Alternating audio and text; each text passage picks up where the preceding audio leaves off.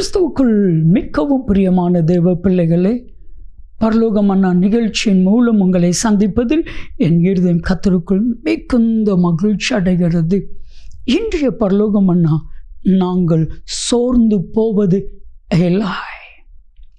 என் அன்பு தேவ பிள்ளைகளே, நம்ம ஒவ்வொருவரும் பிசாசை பார்த்து, இந்த உலகத்தை பார்த்து சொல்ல வேண்டிய ஒரு வார்த்தை இருக்குது. அது என்ன வார்த்தை தெரியுமா? நாங்கள் சோர்ந்து போவது எல்லாம். வேதம் சொல்லுகிறது, 2 கொரிந்தியர் 4வது அதிகாரம் 16ஆம் வசனத்தை நீங்கள் வாசித்து பாருங்க. நாங்கள் சோர்ந்து போவது இல்லை. இன்னைக்கு பிசாசுடைய மிக முக்கியமான டார்கெட் என்ன தெரியுமா? உங்களை சோர்ந்து போக பண்ணணும். நீங்கள் ஜெபித்தா அது நடக்கக்கூடாது, அது நிமித்தமாக நீங்கள் சோர்ந்து போகணும். நீங்கள் நினச்ச காரியம் உங்களுக்கு நடக்கக்கூடாது, அது நிமித்தமாக நீங்கள் சோர்ந்து போகணும். நீங்கள் எதிர்பார்த்த காரியம் உங்களுக்கு வாய்க்கப்படக்கூடாது, அது நிமித்தமாக சோர்ந்து போகணும். உங்களை சோர்ந்து போக வைப்பது தான் பிசாசுனுடைய திட்டம். அதை புரிந்து கொள்ளுங்க. இப்போ நீங்கள் சொல்லுங்கள், நான் சோர்ந்து போவது இல்லைன்னு சொல்லி பிசாசு உங்களை விட்டு ஓடி போவான்.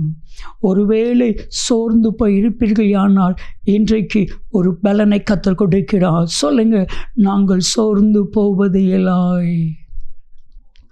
என் அன்பு தெய்வ பிள்ளைகளே, நம்ம வாழ்க்கையில் நம்ம சோர்ந்து போயிட்டோம் அப்படின்னா நம்ம வாழ்க்கையே பலவீனமாகிவிடும். நீதிமொழிகள் 24:10. ஆயுளுக்கு இந்த வசனத்தை மறக்காதீங்க. ஆபத்து காலத்தில் சோர்ந்து போவாயானால் உன் பலன் குறுகி போகும். ஆபத்து நேரத்தில் தான் நம்ம சோர்ந்து போகக்கூடாது. நீங்கள் சோர்ந்து போகணும்னு சொல்லி தான் பிசாசு உங்களை டார்கெட் பண்ணி வேலை பார்க்குறான். நல்லா கவனிங்க. பிசாசுக்கு ஒரு காரியம் நல்லா தெரியும். நீங்கள் சோர்ந்து போயிட்டீங்கன்னா நீங்கள் ஜெபிக்க மாட்டீங்க. நீங்கள் சோர்ந்து போயிட்டீங்கன்னா வேதத்தை நீங்கள் படிக்க மாட்டீங்க. நீங்கள் சோர்ந்து போயிட்டீங்கன்னா ஊழியத்தை செய்ய மாட்டீங்க.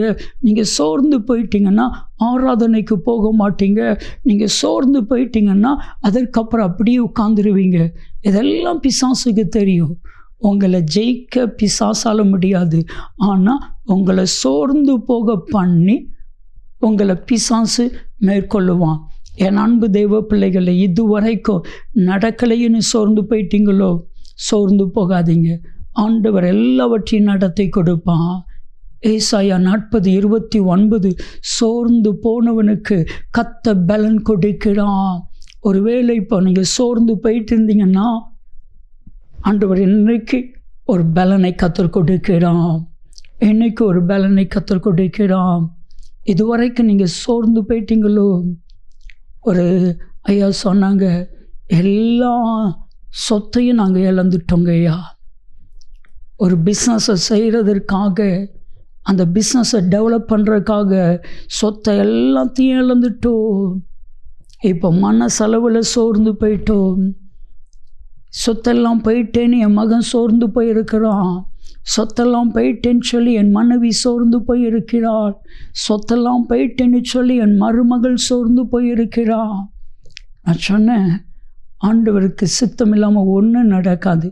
சோர்ந்து போகாதீங்க, நம்ம ஜெபிக்கலான்னு சொல்லி ஜெபம் பண்ணணும். 6 மாதத்தில் அந்த பிஸ்னஸை கர்த்தர் டெவலப் பண்ணினா, இன்றைக்கு என்னென்ன இடத்தெல்லாம் இழந்தாங்களோ அதை மாதிரி பல இடங்களை வாங்குறதுக்கு கர்த்தர் உதவி செய்தான். சோர்ந்து மட்டும் போகாதீங்க.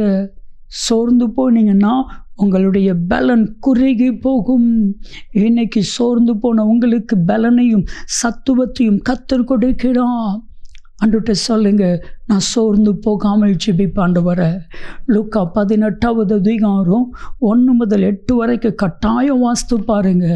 அழகான ஒரு ஓமையை இயேசு சொன்னா, ஒரு விதவை, ஒரு நியாயாதிபதி. ஆனால் அந்த விதவை சோர்ந்து போகாமல் அநீதியான அந்த நியாயாதிபதியிடத்தில் நியாயம் கேட்டாள். அவளுக்கு கிடைத்தது. அவள் சோர்ந்து போகலை. இப்போ சொல்கிறார் கர்த்தர் லூக்கா 18:1, சோர்ந்து போகாமல் ஜெபம் பண்ணுங்கள் என்று ஒரு உண்மையை சொல்லுகிறார் அல்லவா? இன்னைக்கு சொல்லுங்க, நான் சோர்ந்து போக மாட்டாண்டு வர ஜெபிக்கலாமா?